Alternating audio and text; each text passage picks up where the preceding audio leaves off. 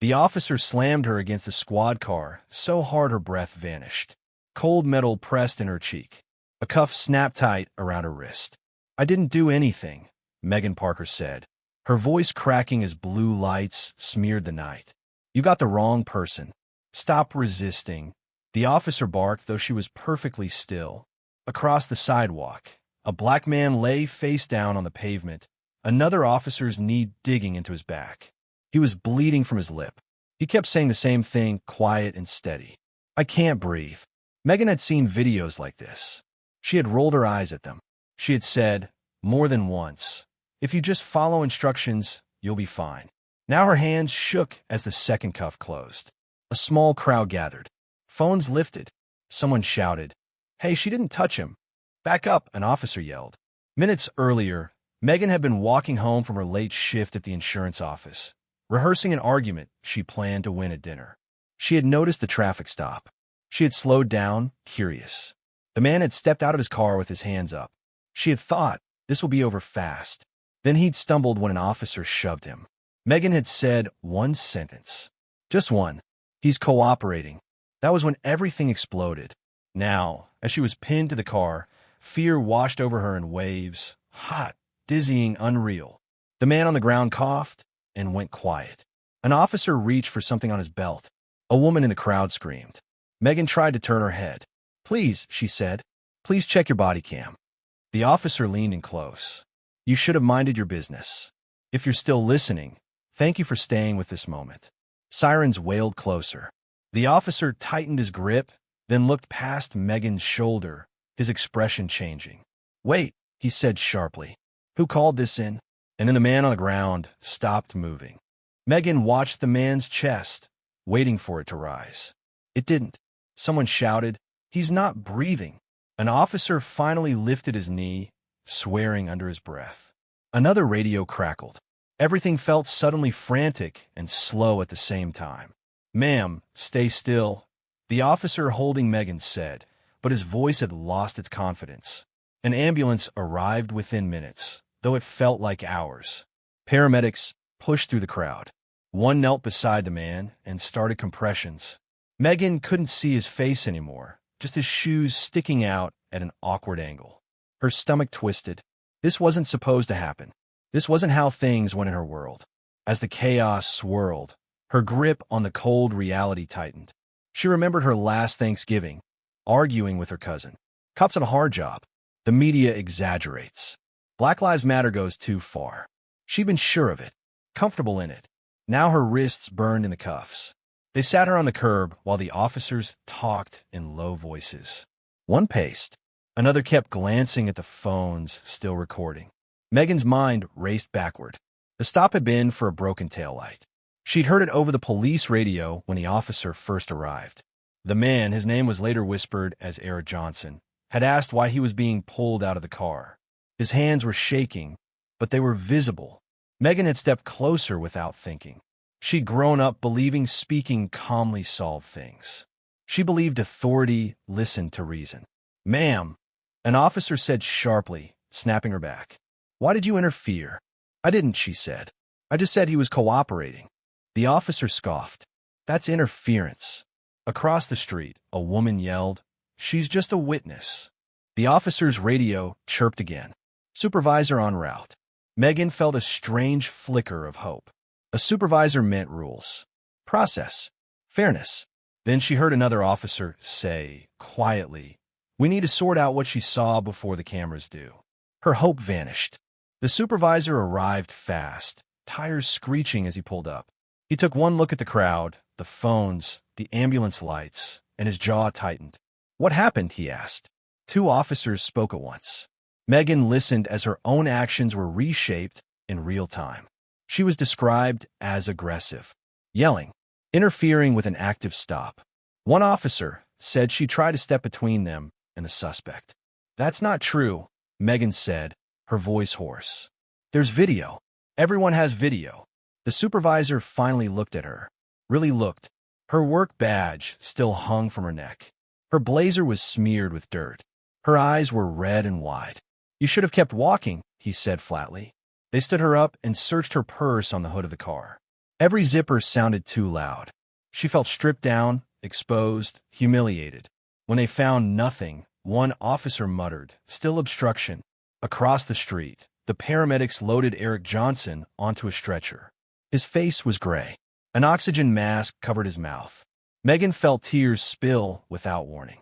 "Is he alive?" she asked. No one answered.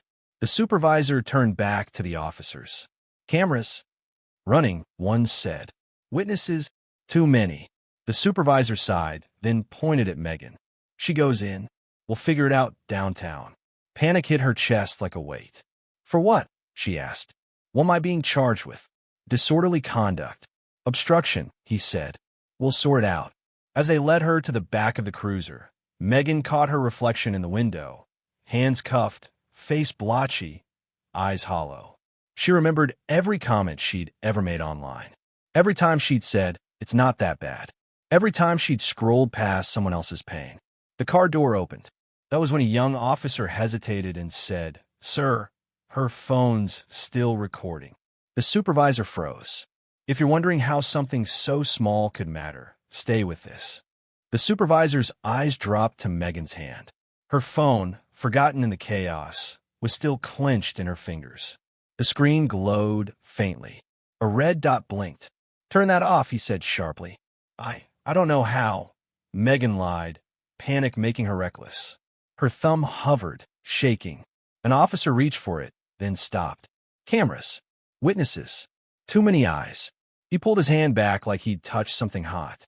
"Put in evidence," the supervisor snapped. They took the phone, slipped it into a plastic bag, and sealed it. Megan's heart pounded so hard she thought she might pass out. She didn't know exactly what the phone had captured. She hadn't been filming on purpose. It had started recording when she pulled it out to text her sister, and she'd never locked the screen. The cruiser door slammed. The city blurred past as they drove. Sirens no longer wailed, but the silence was worse. Downtown, the station smelled like disinfectant and old coffee.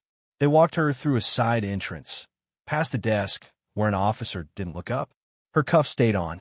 They put her in a small room with gray walls and a metal table bolted to the floor. A camera in the corner hummed softly. She sat alone, breathing shallowly, replaying everything. The shove, the knee, the quiet way Eric's voice had faded. Her stomach turned. After what felt like an hour, 2 officers came in. One set a folder on the table. The other leaned against the wall. "You understand why you're here?" the first asked. "No," Megan said honestly. "You interfered with a lawful stop," he said. "You escalated the situation." "That's not what happened," she said. "I said one sentence." He opened the folder. Inside was a still image printed on cheap paper. Grainy, dark, but clear enough. It was her phone's video, paused at the exact moment the officer shoved Eric to the ground. And in the corner of the frame, barely visible, was a body camera with its small red light turned off. The officer's expression hardened. "Where did you get this?" he asked. Megan felt a cold, sinking realization. They hadn't just detained her. They had a problem. The room felt smaller once they realized what the image showed. "I didn't get anything," Megan said carefully. It recorded on its own. The officer stared at the photo again, as if hoping the detail would disappear. The tiny red light on the body cam was unmistakable, dark dead, off during the most critical moment. "That doesn't prove anything," the second officer said, too quickly. "Equipment fails." "Then check the timestamp," Megan said. Her voice surprised her. It was steady now. "Check when it stopped working. Check when he was taken down." Silence pressed down on the room. The first officer closed the folder and stood. "Sit tight." They left her alone again. This time, she noticed how the camera in the corner angled directly at her face. How the air vent rattled. How her hands had gone numb where the cuffs bit into her wrists. Minutes passed, maybe more. Then Ray's voices leaked through the thin wall. "She can't just walk. She's a witness now. That video will leak. So will the crowd footage." Megan leaned forward, heart pounding. For the first time since the cuffs snapped shut, she understood something clearly. This wasn't about what she'd done. It was about control. About who got to define the story. The door opened. A different man stepped in. Older. Plain clothes. Calm smile that didn't reach his eyes. "I'm Captain Harris," he said. We're going to clear up a misunderstanding. He sat across from her, folding his hands. You were emotional. You misinterpreted what you saw. I didn't, Megan said. I saw him pushed. I heard him say he couldn't breathe. Captain Harris sighed softly, like a patient teacher. That kind of language can inflame situations. Language? Megan asked. Or behavior? His smile faded. Be careful. She swallowed. Fear crept back in, sharp and cold. What happened to the man? She asked. He hesitated. Just a fraction of a second. He's in critical condition, he said. The words hit harder than any shove. Megan's eyes burned. So what happens to me? Captain Harris stood. That depends on whether you cooperate. As he left, Megan realized the injustice wasn't sudden or loud. It was quiet, procedural, and it was closing in. Megan jolted awake to a loud bang. For a split second, she didn't know where she was. Then the hard bench under her back, the concrete walls, and the buzzing fluorescent light snapped into focus. A holding cell. Her mouth was dry. Her blazer was folded beside her like it belonged to someone else. The clock on the wall read 2:17 a.m. An officer stood outside the bars. You're being moved. For what? Megan asked, standing too fast. Her legs wobbled. Processing, he said. Charges are being updated. Her stomach dropped. Updated to what? He didn't answer. They fingerprinted her, took her photo, removed her necklace and earrings.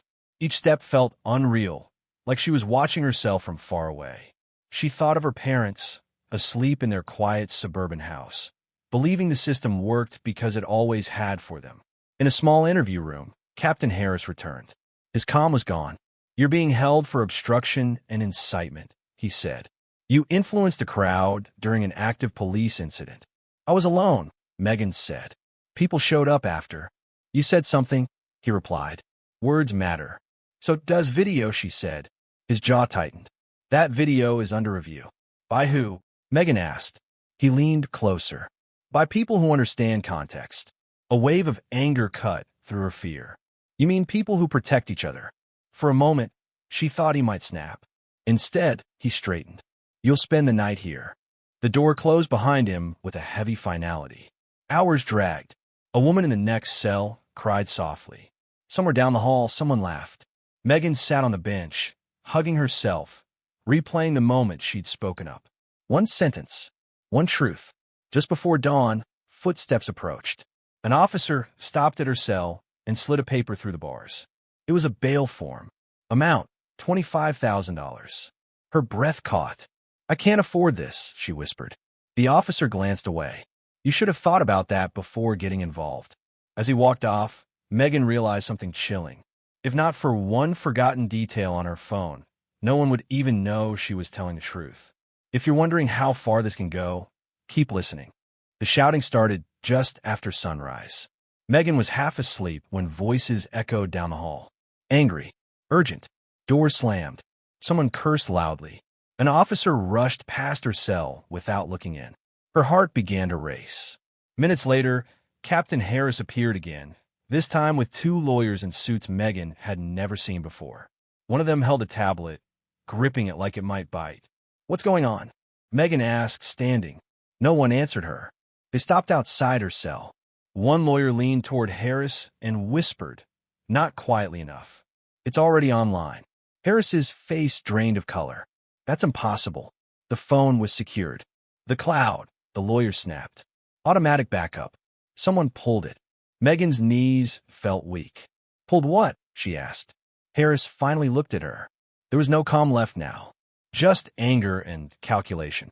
Your video, he said. Or part of it. What part? Megan asked. The lawyer turned the tablet so Harris could see better. On the screen, Megan recognized the angle instantly. Her phone, shaking slightly. The shove. Eric hitting the pavement. His voice saying, clear as day, I can't breathe. And then something Megan hadn't even noticed before. A third officer in the background, saying quietly, turn your cam on. The video cut seconds later. Harris swore under his breath. Megan's chest tightened. You said equipment failed, she said. No one contradicted her. The second lawyer spoke, voice tense. Media is asking questions.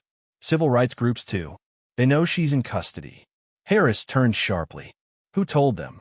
The lawyer hesitated. A nurse at the hospital confirmed the name Eric Johnson. Megan's breath caught. The hospital? She asked. Is he? Harris cut her off. You're being released on your own recognizance, he said quickly. Effective immediately.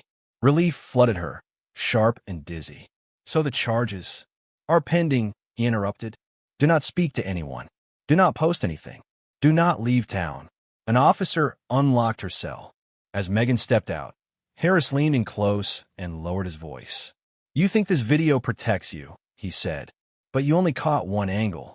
Megan met his eyes. One angle was enough. Harris's expression hardened. Behind them, a TV mounted on the wall flickered to life. Breaking news banner. Eric Johnson's name across the screen. And the words beneath it made Megan's stomach drop. Man in critical condition after police detainment. The news anchor's voice cut through the station. Now upgraded to stable condition. Megan froze, staring at the screen. Her knees nearly gave out. Stable.